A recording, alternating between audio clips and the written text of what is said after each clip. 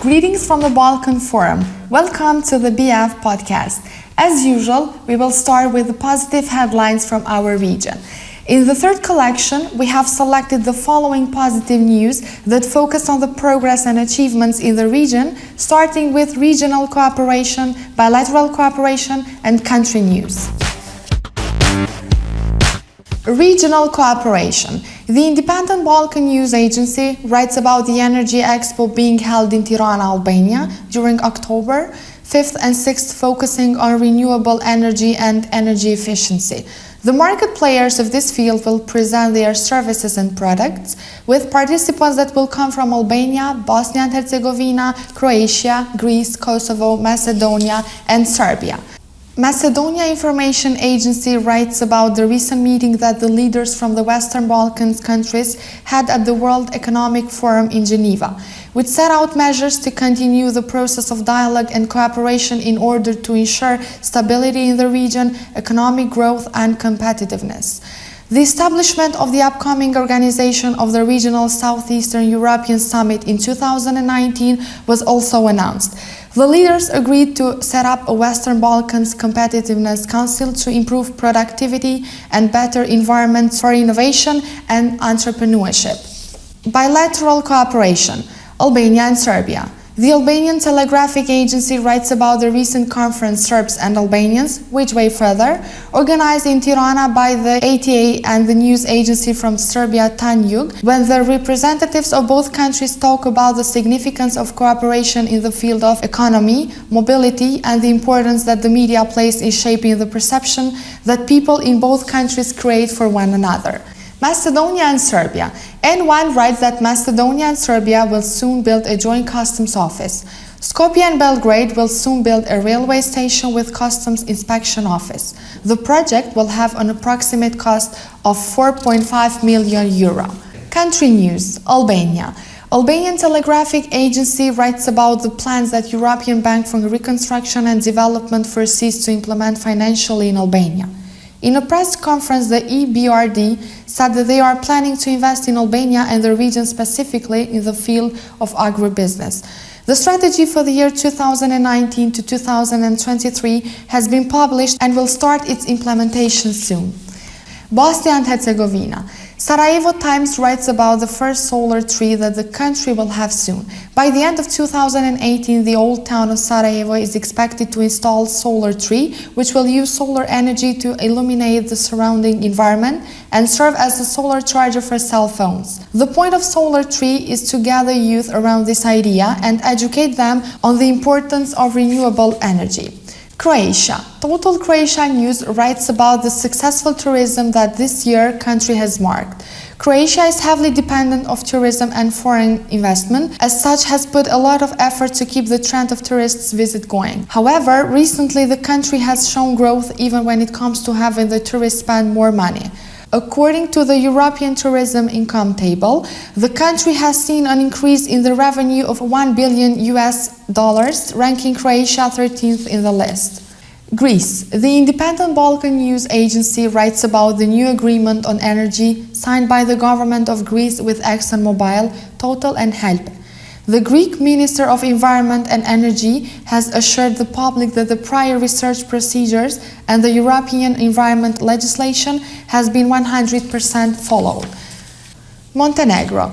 Total Montenegro News writes that Montenegrin tourist establishments have been invited to participate in the International Tourism Fair IFTM Top Resa 2018 that took place in Paris last week.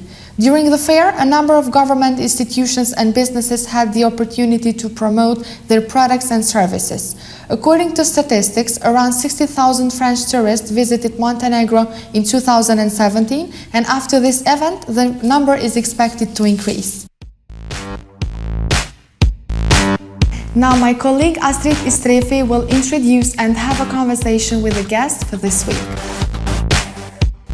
Good day. I'm very pleased to introduce our guest, Mr. Raffaele Rossi, who is policy analyst at Solar Power Europe, joining us via Skype from Brussels office. Welcome, Raffaele. We will be talking today about solar energy. There are numerous reasons why, including climate change, renewables, moving from black to green, and effects to environment, public health, family, and or businesses. Let me kick off with the first question then. Why are countries around the world moving from black to green energy? Well, the first underlying reason is to curb greenhouse gas emissions. We need to reduce our CO2 emissions in order to combat climate change. So at COP21 in Paris in 2015, 195 nations agreed to keep a global temperature rise well below 2 degrees Celsius, above pre-industrial levels, and to pursue efforts to limit the temperature rise to 1.5 degrees Celsius.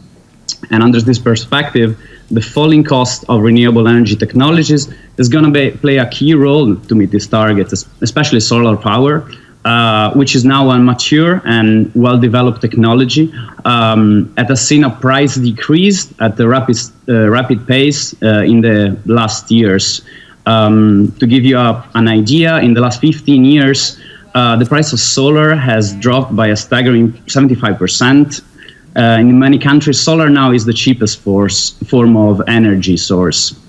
So such low prices and the inherent characteristic of solar open up large market opportunities for new business models, and as well have the possibility of creating clean and local jobs that can facilitate the energy transition also in coal-intensive regions. Looking at the European picture, the European Union has set climate and energy targets that require immediate action. Now with the 2020 targets coming close and about to being reached, the European Union has recently set some ambitious targets for 2030 that require a 32% share of renewables in the EU energy mix. So looking at the overall EU target and individual country targets, there is a drive for action for installing more and more solar at the national level. So this ties to so many, let's say, initiatives globally, plus at the European level and at the country level. And this is good, having the expert views, because we doubt that there is sufficient information and sufficient knowledge among, let's say, the public on the benefits of the green energy and solar. So what are the key benefits of solar to environment, to public health, and to family and businesses? Well, in terms of climate and environmental benefits, solar technologies, of course, saves CO2 emissions and reduces air pollution. So therefore, it provides environmental, climate, but also significant health benefits for public health. In addition to that, it helps fight energy poverty in poor regions. It lowers energy bills and allows for a better control on the management of energy costs. And moreover, EU citizens can directly participate in the energy transition by installing solar on their homes, on their hospitals, on school, and so on. So there is really a democratization of the possibility of participating to the energy transition actively. Very good. And what is the status of development of solar around the world and across Europe? Looking at the global picture, solar is the fastest power generation source across the world. Just to put it into perspective, last year, solar installed more than 99 gigawatts of capacity, which is twice as much as wind capacity installed last year, and more than gas, nuclear, and coal capacity combined. So it's really progressing at a very rapid pace. Looking at the market growth, we can see that last year the market has grown by 30%. So as I mentioned, 99 gigawatts installed last year. And looking at the overall, we forecast a new solar age in Europe with the agreement of the 32% target and the lifting of solar trade measures. What we need now, though, it's put into place an industrial competitive strategy for the European solar sector that will ensure a strong and competitive EU solar sector in the years to come. Now we are coming to the other question. How can policymakers support the switch from fossil fuels to renewables, and in particular the uptake of solar? What is fundamental is to have the right policy framework in place. Therefore, solar development should be encouraged through reliable governance frameworks, therefore setting ambitious and binding energy and climate targets that can steer the market. Removal of subsidies for inflexible generation and for the most polluting sources of energy, and support the transition of the coal-intensive region to more sustainable living conditions. Now, in addition to that, it's necessary to have an electricity market design that favors flexibility over inflexible generation and that supports the creation of active consumers, therefore empowering citizens and local entities to participate to the transition. And lastly, one thing that is very relevant is the removal of any trade barriers that could hinder market growth. And in this sense, we are really happy to see that some of these requirements, this policy ask, have been implemented or are being implemented at the European level with the setting of the 32% target. And in general, with the implementation of the clean energy package, the EU is delivering a very good deal for solar. So we have the new RES target and the right to self-consume and the removal of the trade measures. So we do really forecast a huge increase of solar development in Europe. And so when there are targets set, there is no doubt that countries and the EU, let's say, as a whole, will work towards achieving those targets. And are those the ones that are being achieved now, or is that, let's say, going beyond the targets that have been set incrementally over the years? Well, they both work this way. So now, for instance, for the 2020 targets, these are binding. So at the overall EU level, they need to reach 20%. Some countries have achieved it already due to the increasingly falling cost of renewables that no one had expected in the past. So some countries really went beyond what they had set in the past. Some countries are still lagging behind, though. So in this sense, it's really positive that the target for 2030 have been revised upwards, and a system is being created for take stock of the current development of the market and in case revise them upwards even in the future. It's so important to have the statistics from your side and some evidence on what's happening in the global and EU market in terms of solar energy. But can I ask you a practical question? How difficult is, let's say, to find and to install and to utilize the solar energy? The problem is that you can look at different segments. So there can be the large utility scale, there can be the industrial scale, the smaller commercial scale, and then you can also look at the residential scale. So across Europe, the legislation is really different, and in some cases, it's really simple to install your own solar panels at home. And what we advocate for is to mainstream this ease of having your solar panels installed, to create a mainstream and streamlined legislative framework and practical process to make it as simple as what is the USB stick for computers, to say.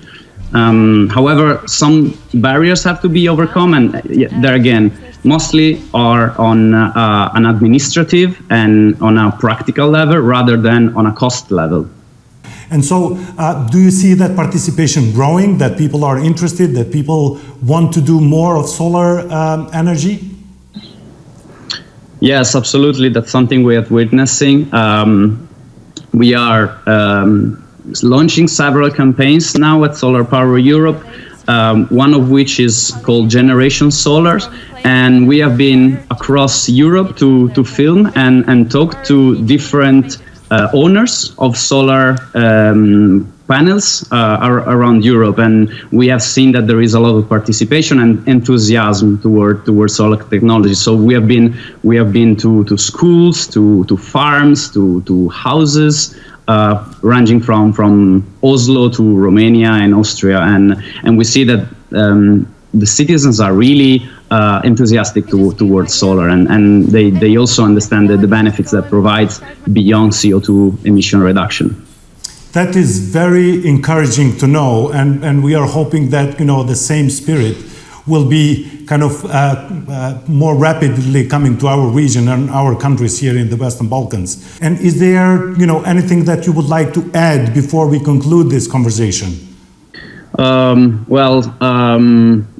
If I might leave with a remark, as policy analysts, we look at the market development and we see that is really encouraging how the market takes place.